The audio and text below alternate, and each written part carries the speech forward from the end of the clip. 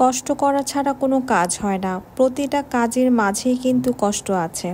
এই যে আমি ব্লগ বানাই, এগুলো এডিট করি, মাঝে মধ্যে রাত জেগে জেগে এডিট করি, সংসার করছি।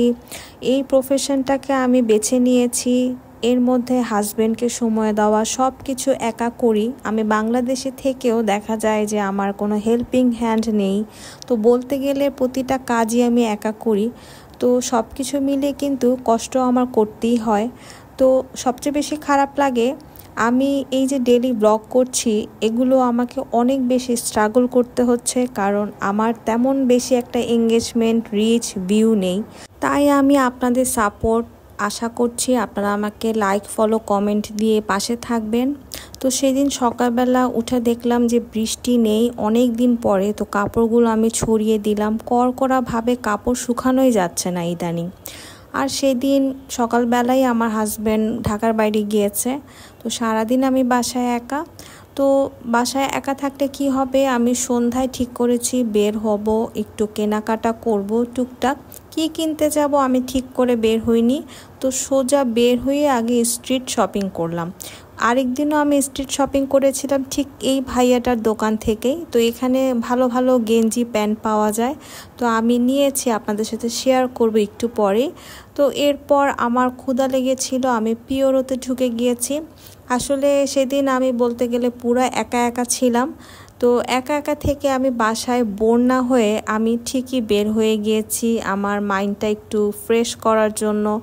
তো আমি পিওরোতে শুধু স্যান্ডউইচ খেয়েছি। হঠাৎ মনে হলো যে ইকরাতে চলে যাই, সেখানে গিয়ে চা পান করি, পিওরোতে আর কফি পান না করি। তো ইকরাতে গিয়ে আমি নান নিলাম, এরপর 2 কাপ চা খেয়ে ফেলেছি। কি করব, ডাক্তারে মানা করা সত্ত্বেও সেদিন আমার খুব ইচ্ছে করছিল, মনকে মানাতেই পারিনি।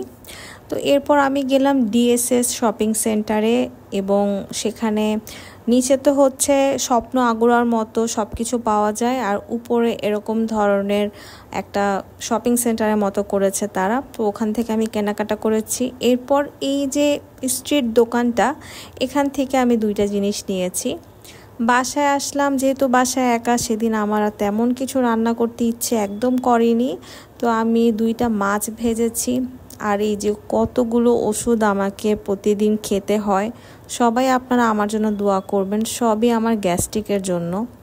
তো পরের দিন সকালবেলা আমি সময় পেলাম যে কি কি কিনেছি এগুলো আপনাদেরকে দেখাবো। তো আমি যে ভাইয়াটার দোকান থেকে গেঞ্জি, প্যান্ট কিনেছিলাম, তো সেখান থেকে আমি 2টা গেঞ্জি নিয়েছি, বলতে গেলে লং গেঞ্জি বলে যেগুলাকে। আর বেশ কমফোর্টেবল, এবং ফেব্রিকও আমার কাছে বেশ ভালো লেগেছে, কোয়ালিটিফুল। কোয়ালিটি খুঁজে বের করে নিতে পারলে কিন্তু অনেক দিন টেকসই হয়। তো 2টাই খুব সুন্দর হয়েছে। কোনটা বেশি সুন্দর আপনারা জানাবেন। বাসায় পরার জন্য খুবই আরামদায়ক কাপড়। তো এরপর আমি ডিএসএসে যে গিয়েছিলাম, সেখানে মেনলি গিয়েছিলাম আমি স্লিপি টিটা কেনার জন্য। এটা যে আমি কত জায়গায় খুঁজেছিলাম, ফাইনালি আমি ডিএসএস থেকে পেয়ে গেলাম। এবং এটা একদমই হার্বাল একটি স্লিপি টি। যাদের ঘুমের একটু প্রবলেম আছে, ঘুম আসতে চায় না, তারা এটা ট্রাই করে দেখতে পারেন। আমিও এটা পান করে আপনাদের সাথে রিভিউ শেয়ার করব। আর সেদিন আমার হাজব্যান্ডের জন্য আমি একটা ফেস ওয়াশ নিয়ে নিলাম।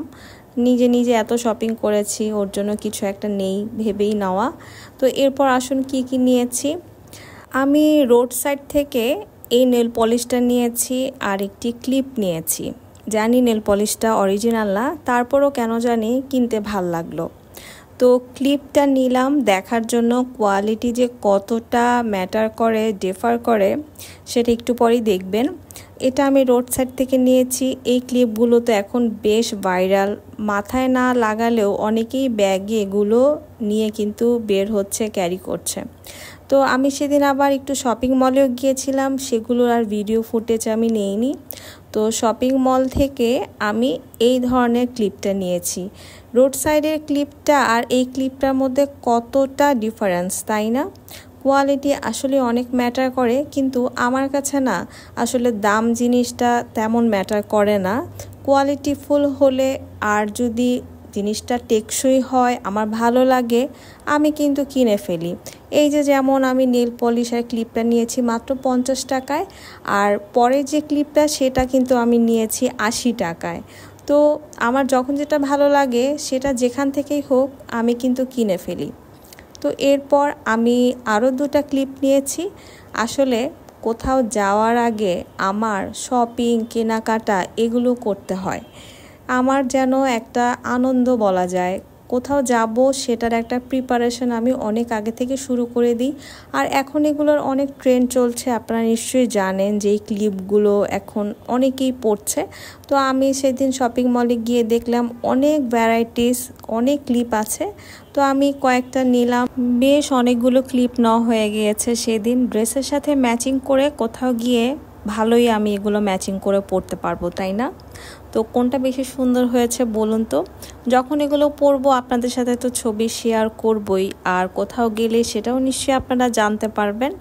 তো এগুলো আমি দেখলাম, রেখে দিলাম। এরপর হুট করে আপুর বাসায় যাওয়ার প্ল্যান করে ফেললাম। ভাবলাম যে আজকেও আমি সারাদিন একা না থেকে আমার বড় বোনের বাসায় চলে যাই। এমনিতেও আমার বাসায় একা থাকা হয়, আমার হাজব্যান্ড অফিসেও থাকে, কিন্তু ও যখন ঢাকার বাইরে থাকে তখন আমার কাছে মনে হয় যে আমি মনে হয় একা একা আছি। সেদিন আমি একদমই সাজিনি, ইভেন আমি সানস্ক্রিনও ইউজ করিনি। পুরা বেয়ার ফেসে চলে গিয়েছি মেট্রোতে করে, এবং বিকালবেলা গিয়ে আমি পৌঁছেছি আপুর বাসার নিচেই বাগান বিলাসটা দেখলাম। আমার খুবই ভালো লাগে এই বাগান বিলাসের গাছটা। লাঞ্চ করলাম 3 ভাই বোন মিলে, ভালো একটি সময় কাটালাম। তো ফেরার পথে আমি আবার মহসিনের সাথে কন্ট্যাক্ট করলাম, কারণ সে মেট্রোতে আছে, আমিও মেট্রোতে। তো দুইজন দুই সাইড থেকে। তো বললাম যে ইকরার সামনে চলে আসো, আমরা এখানে ডিনারটা সেরে ফেলি। যেহেতু ও ঢাকার বাইরে ছিল আর আমিও বাইরে ছিলাম, রান্নাবান্না হয়নি, তো দুজন মিলে ডিনার করলাম মজা মজা করে। সবাই আমার ব্লগটা শেয়ার করে পাশে থাকবেন।